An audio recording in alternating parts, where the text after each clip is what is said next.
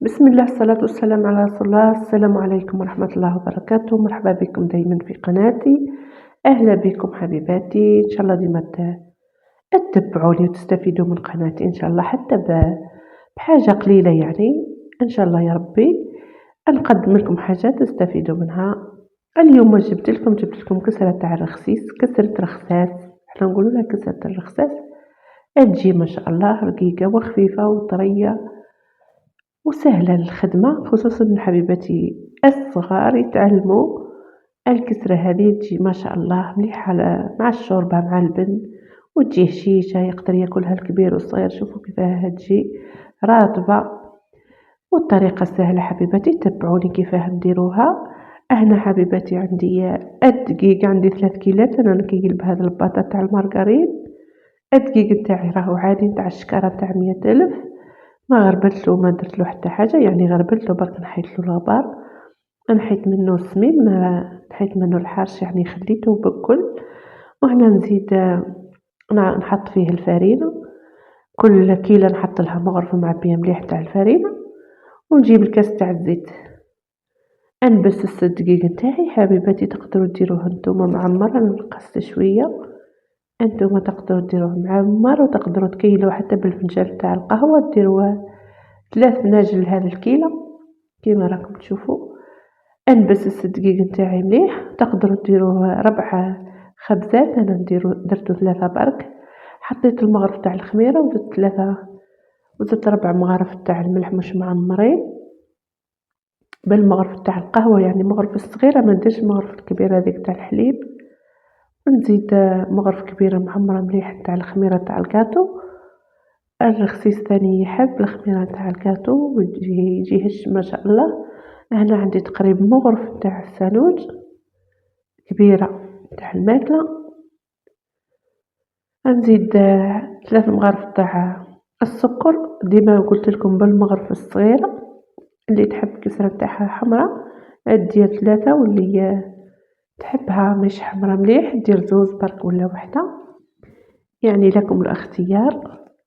ونخلط المواد هذو الناشفة كامل مع بعضاهم، ونجيب الماء نتاعي نكيل بالكيلة اللي كيلت بها الدقيق بعد، يعني بالباطة هذيك تاع المارغرين نعمرها ماء. الماء نتاعي عادي ماهوش سخون ماهوش بارد. ونبدا نبل العجينة نتاعي بهذه الطريقة. نخلي الدقيق نتاعي كامل يمسو الماء، ونبدا نفتل فيه، نجمع فيه بالطريقة هذه بالأصابع فقط. كيما نكمل نحس به كامل اتبل، نبدا نعجنو. بعد ما نعجنو شويه نغطيه بالصاشية نتاع بلاستيك ونخليه يرتاح شوي. ومن بعد بعد ما يرتاح نبدا نعجنو مليح حوالي 5 دقائق وانا نعجن فيه. هذه هي الطريقة حبيباتي. نقسمو على 3، نتوما تقدروا تقسموه على 4 باه تجيكم الكسرة تاعكم الكسرات نتاعكم صغار وما تعبكمش.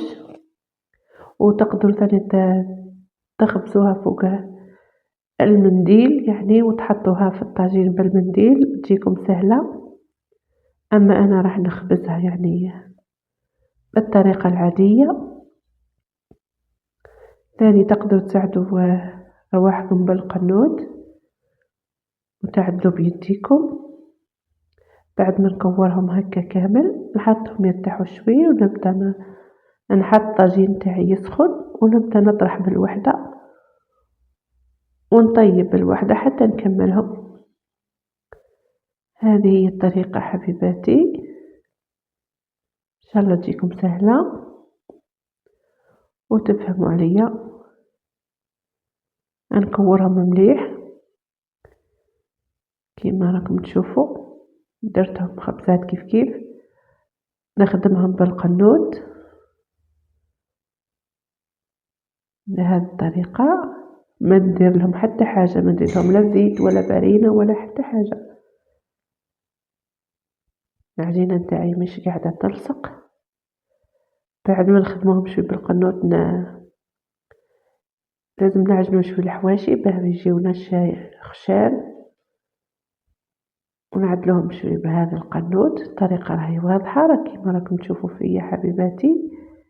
هذه هي الطريقة، كيجيونا مدورين، تجينا الكسرة نتاعنا مدورة متحوفة.